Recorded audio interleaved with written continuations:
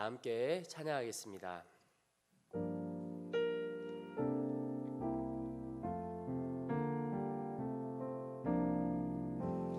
약할 때 강함 대신에 나의 보배가 되신 주 나의 모든 것,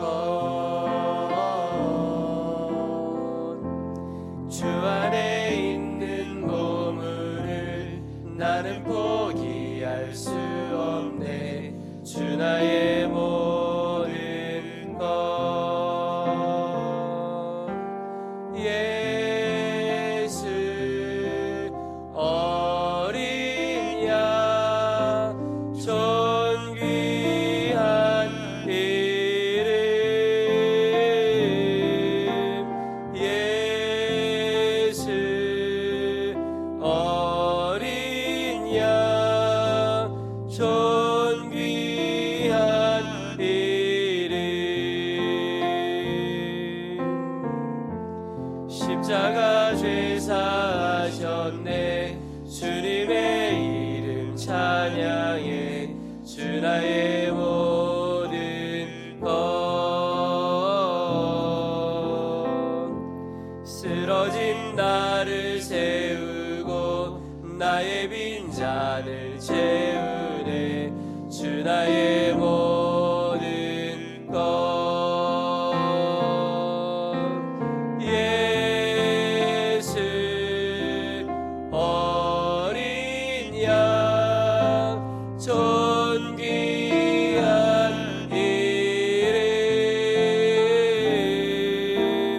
예수 어린 양 존귀한 이름. 약할 때 강함 대신에, 약할 때 강함 대신에 나의 보배가 되신 주 나의 모든 것, 주 안에 있는 보물을 나는 포기할 수 없네. 주 나의 모든 것, 십자가 죄 사셨네. 십자가 죄 사하셨네. 주님의 이름 찬양해. 주 나의 모든 것,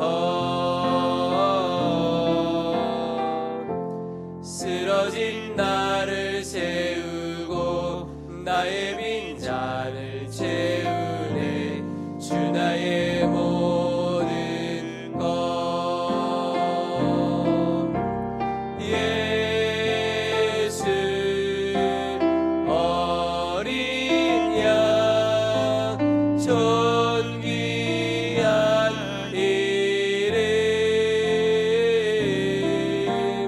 예수 어린 양 존귀한 이름. 아멘. 우리 이제 말씀을 보겠습니다. 요한복음 16장 16절부터 24절까지의 말씀입니다. 요한복음 16장 16절부터 24절까지의 말씀 제가 읽겠습니다. 조금 있으면 너희가 나를 보지 못하겠고 또 조금 있으면 나를 보리라 하시니, 제자 중에서 서로 말하되 우리에게 말씀하신 바 조금 있으면 나를 보지 못하겠고 또 조금 있으면 나를 보리라 하시며 또 내가 아버지께로 가미라 하신 것이 무슨 말씀이냐 하고, 또 말하되 조금 있으면이라 하신 말씀이 무슨 말씀이냐, 무엇을 말씀하시는지 알지 못하노라 하거늘, 예수께서 그 묻고자 함을 아시고 이르시되 내 말이 조금 있으면 나를 보지 못하겠고 또 조금 있으면 나를 보리라 함으로 서로 문의하느냐. 내가 진실로 진실로 너희에게 이르노니 너희는 곡하고 애통하겠으나 세상은 기뻐하리라. 너희는 근심하겠으나 너희 근심이 도리어 기쁨이 되리라. 여자가 해산하게 되면 그 때가 이르렀으므로 근심하나 아기를 낳으면 세상에 사람 난 기쁨으로 말미암아 그 고통을 다시 기억하지 아니하느니라. 지금은 너희가 근심하나 내가 다시 너희를 보리니 너희 마음이 기쁠 것이요 너희 기쁨을 빼앗을 자가 없으리라. 그날에는 너희가 아무것도 내게 묻지 아니하리라. 내가 진실로 진실로 너희에게 이르노니 너희가 무엇이든지 아버지께 구하는 것을 내 이름으로 주시리라. 지금까지는 너희가 내 이름으로 아무것도 구하지 아니하였으나 구하라. 그리하면 받으리니 너희 기쁨이 충만하리라. 아멘.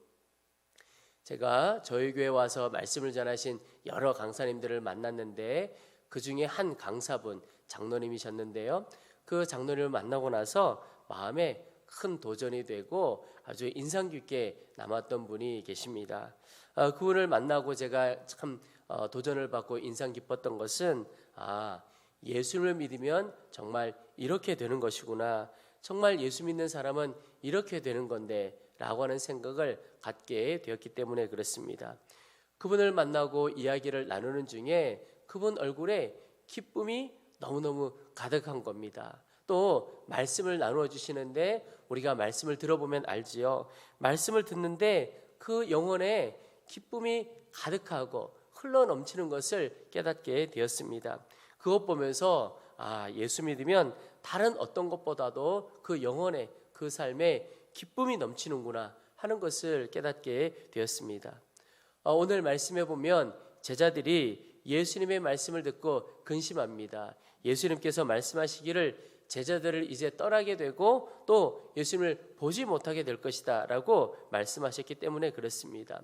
제자들이 막 근심하게 되니까 그 근심하는 제자들을 향해서 예수님께서 다시 말씀을 하시기를 19절부터 보면 예수께서 그 묻고자 함을 아시고 이르시되 내 말이 조금 있으면 나를 보지 못하겠고 또 조금 있으면 나를 보리라 함으로 서로 문의하느냐. 내가 진실로 진실로 너에게 이르노니 너희는 곡하고 애통하겠으나 세상은 기뻐하리라. 너희는 근심하겠으나 너희 근심이 도리어 기쁨이 되리라. 예수님께서 너희가 근심하지만 기쁨이 될 것이다 라고 말씀을 하셨습니다. 또 22절에도 보면 지금은 너희가 근심하나 내가 다시 너희를 보리니 너희 마음이 기쁠 것이요 너희 기쁨을 빼앗을 자가 없으리라. 참 소망의 말씀을 주십니다. 이 말씀은 예수님께서 십자가의 죽음 그 이후에 주님의 부활과 그리고 성령 강림에 대해서 미리 말씀해 주신 것입니다. 실제로 제자들이 예수님께서 십자가에 못 박히셨을 때는 말할 수 없는 슬픔에 잠겼지요. 그러나 주님의 부활로 인하여 그들은 너무너무 기뻐하게 되었습니다. 또 사도행전에 가보면 초대교회 성도들에게 성령이 임하게 됩니다. 그리고 그들은 기쁨의 사람이 되었습니다. 예수님께서 말씀하신 것처럼 너희 마음이 기쁠 것이요 너희 기쁨을 빼앗을 자가 없으리라. 정말 초대교회 성도들은 그런 사람들이 되었습니다. 사도행전에 보면 초대교회 성도들이 얼마나 기쁨의 사람들이었는가를 많이 보여주고 있습니다. 날마다 마음을 같이하여 성전에 모이기 힘쓰고 집에서 떡을 떼며 기쁨과 순전한 마음으로 음식을 먹었다 그랬습니다. 또 사도들이 전도하면서 고난을 받게 되는데 오히려 그 고난받는 것을 기뻐했다 그랬습니다. 사도들은 그 이름을 위하여 능력받는 일에 합당한 자로 여기심을 기뻐하면서 공회 앞을 떠나니라. 핍박받고 어려움을 겪는데 오히려 더 기뻐했다고 말하고 있습니다. 바울과 바나바도 마찬가지입니다. 그들이 쫓겨납니다. 그런데도 그들은 기뻐합니다. 사도행전에 보면 제자들은 기쁨과 성령이 충만하니라. 예수 믿는 사람들 정말 기쁨의 사람들이어야 하는 것을 사도행전에서 계속 보여주고 있습니다. 여러분 우리는 어떤 사람들입니까? 이미 성령께서 함께하는 사람들입니다. 성령이 우리 가운데 늘 함께 계시지요. 그렇다면 우리는 늘 기쁨의 사람인가? 늘 기뻐하고 사는가? 아마 자신 없는 이들이 많이 있을 것입니다. 왜 그렇지요? 성령님께서 우리 가운데 계셔도 우리가 그분을 향하고 그분을 바라보아야 하기 때문에 그렇습니다. 온전히 우리 가운데 계신 주님을 바라볼 때 우리 가운데 기쁨이 부어지게 되는 것입니다. 우리가 주님을 외면하고 세상을 바라보면 다 걱정할 일, 근심할 일 뿐입니다. 찬송가 486장에 보면 이렇게 가사가 되어 있습니다. 이 세상에 근심된 일이 많고 참 평안을 몰랐구나. 이 세상에 공고한 일이 많고 참 쉬는 날 없었구나. 정말 찬송가 가사 그대로의 삶이 주님을 믿지 않거나 또 주님을 믿는다고 하면서도 우리 가운데 계신 주님을 바라보지 못하고 살 때가 바로 이 찬송가 486장 앞부분에 나오는 가사의 삶입니다. 그러나 우리 안에 계신 주님을 바라볼 때 근심은 사라지고 기쁨이 가득하게 됩니다.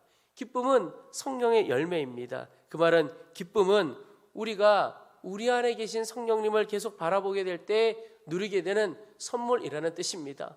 성령께서 우리 가운데 주시는 선물이죠.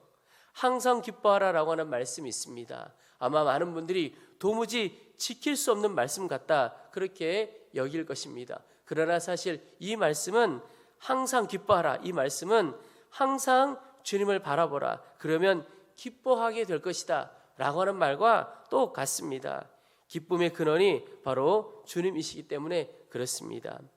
우리가 어려움이 커서 힘들게 느껴지는 것이 아닙니다. 마음에 기쁨이 없어서 힘들게 느껴지는 것이죠. 어려운 일도 기쁨으로 하면 전혀 힘들지 않습니다. 저는 목회를 시작할 때 목회는 늘 기쁨이 가득한 줄로 알았습니다. 주님께서 저를 사랑하신 것이 너무 기쁘고 주님의 부르심이 너무 기뻐서 신학교에 갔기에 목회도 그저 다 기쁨인 줄로 알았습니다.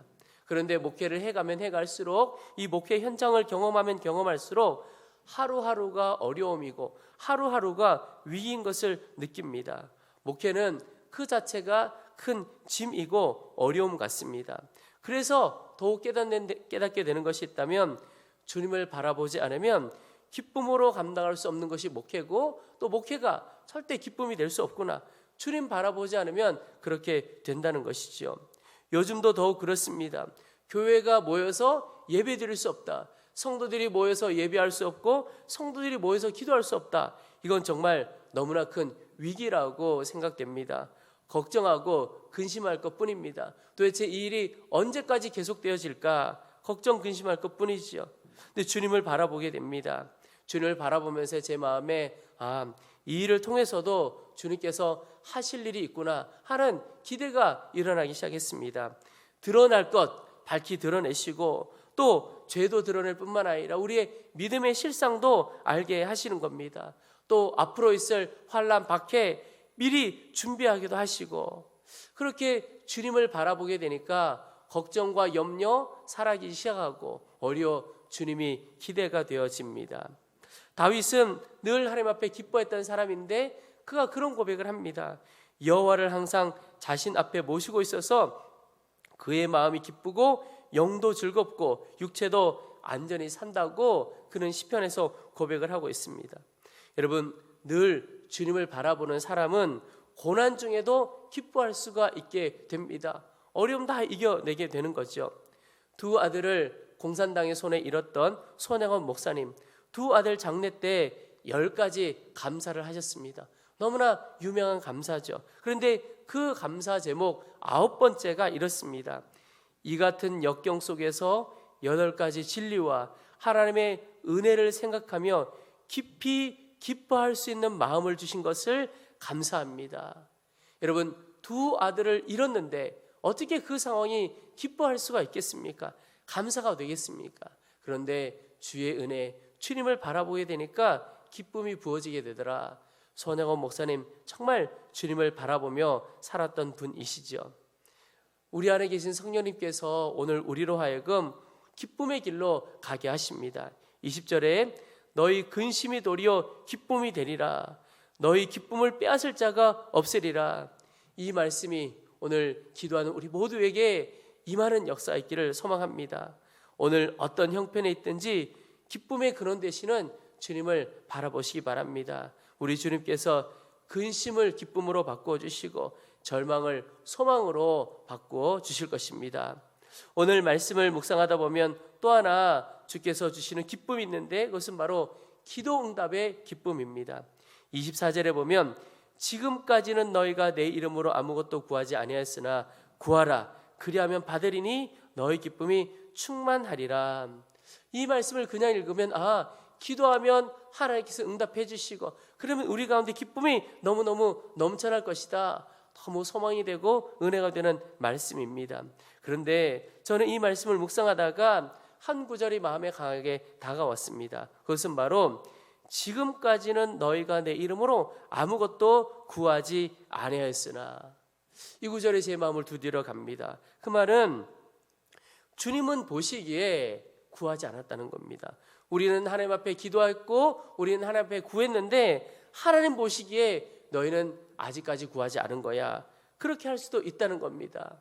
실제로 보면 우리의 믿음 생활, 우리의 기도 생활의 실상이 어떠한가? 염려는 하지만 믿음으로 구하지는 않고 살고, 또 근심은 하지만 간절히 구하지는 않는 거죠. 기도해야 된다고 생각하지만 실제로는 정말 지독하게도 기도하지 않고 살아가는 것이 아닌가. 또 혹 기도의 자리에 나오지만 문제보다 크신 그 주님을 바라보기보다 여전히 문제 그 자체를 바라보고 그 문제 자체를 묵상하고 있는 것은 아닌가. 이런 우리의 기도 생활을 보시고 주님께서 말씀하시는 겁니다. 지금까지 너희는 아무것도 구하지 않았다. 너희는 기도한 것 같고 너희는 구한 것 같지만 내가 보기에 너희는 그렇지 않았다. 주께서 그렇게 말씀하신다고 느껴집니다. 그래서 주님께서 말씀하시는 거죠. 구하라, 그리하면 받으리니 너희 기쁨이 충만하리라. 여러분, 저와 우리 모든 성도들이 주님 보시기에 구하는 자가 되기를 소망합니다. 주님 보실 때, 야, 쟤는 정말 구하는 자구나. 주님께서 인정하는 기도자, 주님께서 인정하는 구하는 자 다 되기를 소망합니다. 지금 우리가 모여서 예배할 수도 없고 모여서 기도할 수도 없는 상황입니다. 이때 주님께서 골방의 기도를 찾으시는 때라고 여겨집니다. 지난 한 주간 교회에서 현장 예배가 없었습니다. 모여서 예배드릴 수가 없었지요. 교회에서 현장 예배는 없는데 오히려 저나 우리 사역자들 더 분주했던 것 같습니다. 한 주간 예배를 어떻게 해야 되나 의논도 하고 다른 교회들 또 나라의 상황도 살펴보고 또 공지도 해야 하고 영상 예배 준비도 하고 또 성도들이 모이지를 못하니까 성도들이 개인적인 삶에서 어떻게 영적인 생활을 신앙생활을 해갈 수 있을까, 어떻게 안내를 해드릴 수 있을까, 많은 시간을 의논하고 또 준비를 하게 되었습니다. 그렇게 시간을 보내면서 하나님께서 제 마음에 강하게 주신 것이 함께 모여 기도하기는 어렵지만 그러기에 오히려 지금 더욱 골방으로 가야 할 때다라고 하는 마음을 주십니다. 오늘부터 시작되는 한 주간 우리 모든 성도들이 무엇보다 주님이 부르시는 골방으로 나아갈 수 있게 되기를 소망합니다. 그곳에서 주님께서 인정하는 기도자, 주님께서 인정하는 부르짖는 자가 되어 보시기를 소망합니다. 우리 모든 성도님들이 우리 함께 골방에서 구하는 자로 주님 보좌 앞에 나아가기를 소망합니다. 그 골방에서 이 나라가 속히 회복되기를, 이 나라, 이 땅의 교회 주께서 지켜주시기를, 또 성도들의 가정과 성도들의 기업과 일터 지켜주시기를, 자녀들 또 환우들 온전히 회복시켜 주시기를 구하는 하루하루 되시기를 소망합니다. 그래서 주님께서 우리의 그 기도 인정도 하시고 받으셔서 우리 안에 기쁨이 가득한 한 주간 되시기를 소망합니다. 구하라, 그리하면 받으리니 너희 기쁨이 충만하리라. 우리 함께 기도하겠습니다. 우리 기도하실 때 주신 말씀을 붙들고 이렇게 기도하겠습니다. 먼저 주님, 근심과 염려 대신, 상황 대신 주님을 바라보는 눈을 더욱 열어주옵소서. 주님, 어떤 상황에서도 우리가 기뻐할 수 있는 하늘의 기쁨을 우리 영혼 가운데 부어주옵소서. 또 주님 보시기에 구하는 자가 되게 하시고 우리 모두가 주님께서 인정하는 기도자가 되어 우리 모두 기도의 응답을 다 누리고 기도 응답의 큰 기쁨을 누릴 수 있도록 도와주시옵소서. 우리 다 함께 간절한 마음으로 함께 기도하겠습니다.